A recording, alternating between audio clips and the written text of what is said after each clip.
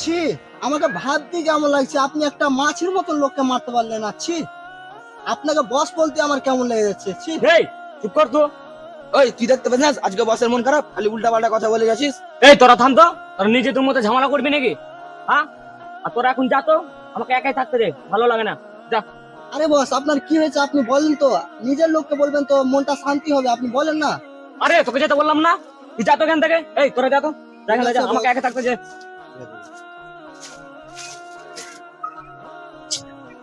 কি যে করি, মনের মধ্যে কোনো শান্তি নাই, শান্তিও পাচ্ছে না মনের মধ্যে। যাই।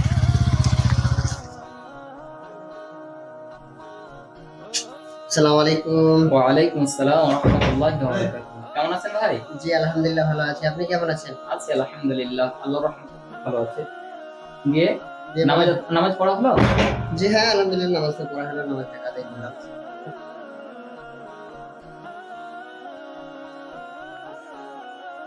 খবর টবর বলেন সব। চলছে আলহামদুলিল্লাহ, সব কিছুই ভালো। বাড়িতে সব কেমন আছে?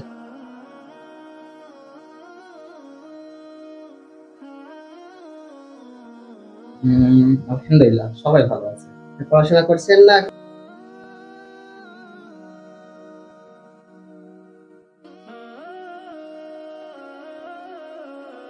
মাদ্রাসা কবে যাবেন? এই তো মনে হচ্ছে সামনের শনিবার মাদ্রাসা খুলে যাবে, তো রবিবারের দিন যাবো ইচ্ছা করেছে।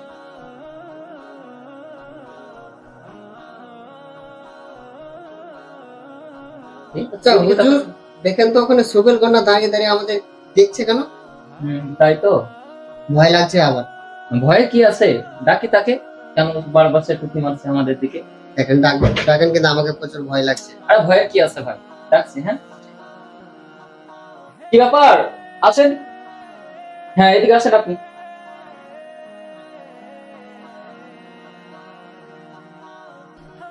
আমি কি ভিতরে আসতে পারি?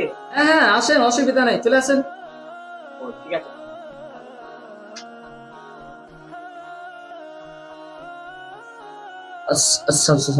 ওয়ালাইকুম আসসালাম ওয়া রাহমাতুল্লাহ। ডাকছিলাম আমায়? হ্যাঁ আমি অনেকক্ষণ ধরে দেখছিলাম তুমি আমাদেরকে টুকি মারছিলে, আবার সাকিম ভাইয়া এলো, উনিও দেখলে, তো বললো যে হ্যাঁ কেন টুকি মারছে, তো কোনো প্রবলেম হয়েছে বা কিছু বলতে বলতে চান আমাদেরকে, মানে বারবার আমার দিকে তাকাচ্ছিলেন কেন? আরে চুপ থাকলে হবে? হুজুর আপনাকে জিজ্ঞেস করছে, সেগুলো বলেন। কিছু জিজ্ঞেস করা থাকলে করেন। বলেন না, অসুবিধা নাই। কোনো যদি অসুবিধা হয়ে থাকে আপনার, কিছু যদি বলতে চান তো বলেন। বলেন উত্তর দেন। সাহেব, তেমন কথা না, কিন্তু কিছুদিন আগে বস শেষ করে দেবো, শেষ করে দেবো বস। ওই চুপ কর। তোর কি ক্ষমতা আছে? শুধু আমাকে মারার সাথে কোনো রকম ক্ষমতা আছে?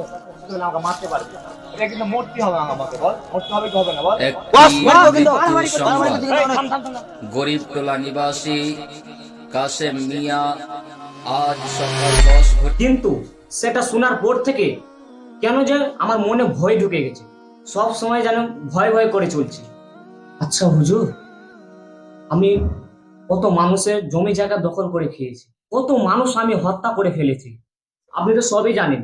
আমি আর কি বলবো হুজুর, সে ভুলকে আমি শুধরাতে চাই, তো আল্লাহ কি আমাকে ক্ষমা করবে? হ্যাঁ কেন করবে না, অবশ্যই আল্লাহ সুবহানাহু ওয়া তাআলা আপনাকে মাফ করবে। আপনি আপনার ভুল বুঝতে পেরে আল্লাহর প্রতি ফিরে আসতে চাইছেন, এর চাইতে খুশির কথা আর কি হতে পারে?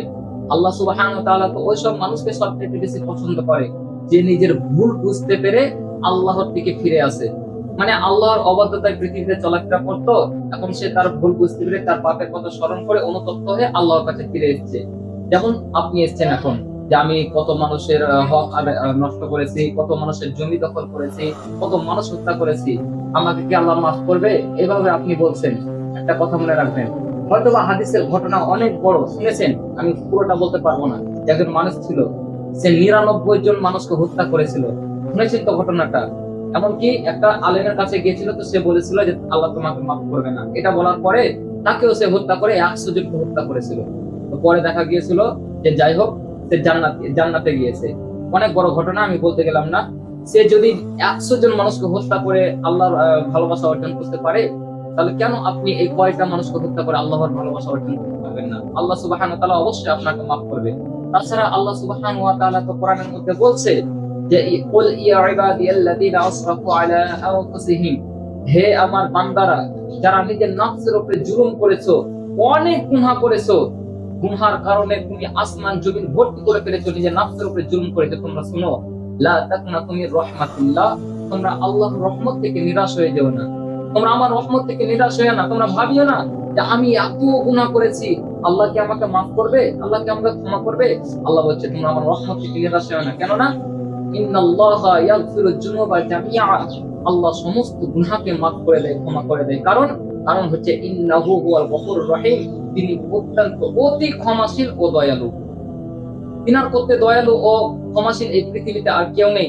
আল্লাহ রাসূল সাল্লাল্লাহু আলাইহি ওয়াসাল্লাম হাদিসের ভিতরে বলছে কুল্লু বানি আদামা খাত্তাউন, প্রত্যেকটা আদম সন্তান হচ্ছে অপরাধী, আমি আপনি প্রত্যেকটা আদম সন্তান হচ্ছে অপরাধী, কিন্তু খায়রুল খাত্তাইনা তাওয়াবুন, সবচেয়ে উত্তম হচ্ছে সে যে নিজের ভুল বুঝতে পেরে অনুতপ্ত হয়ে আল্লাহর কাছে ক্ষমা করে নেয়, অর্থাৎ তওবা করে।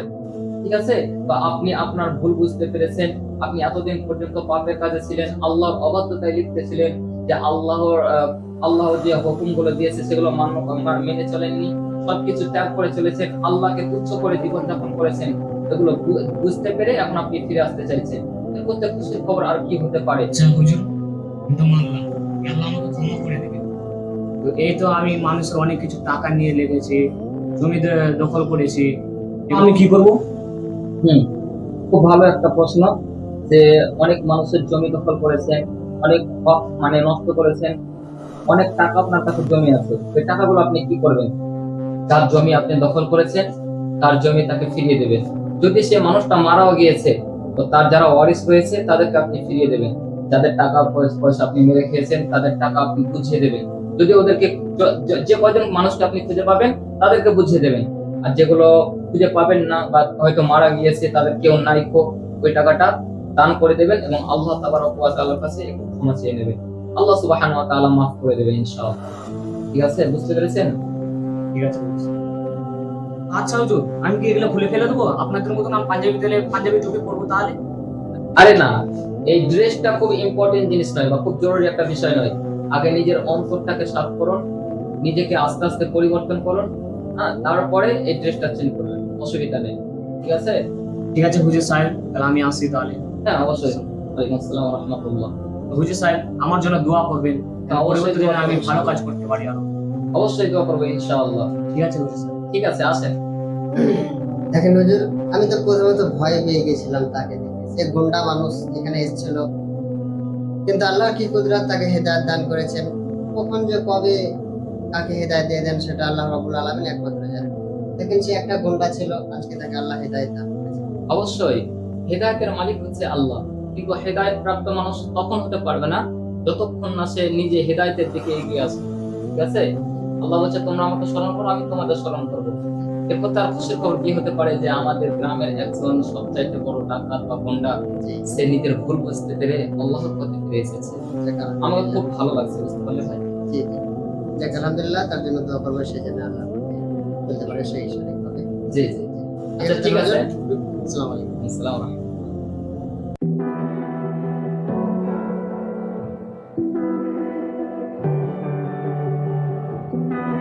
বস, ও বস, দেন স্যার বস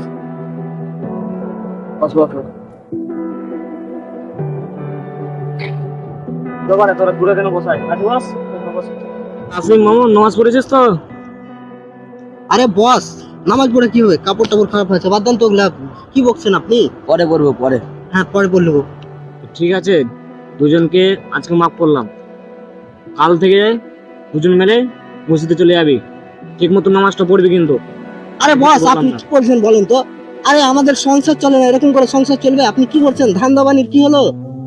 আপনি খালি নামাজ করছেন, ধান্দা পানি করবেন নাকি? এরকম করে সংসার চলবে বলেন তো?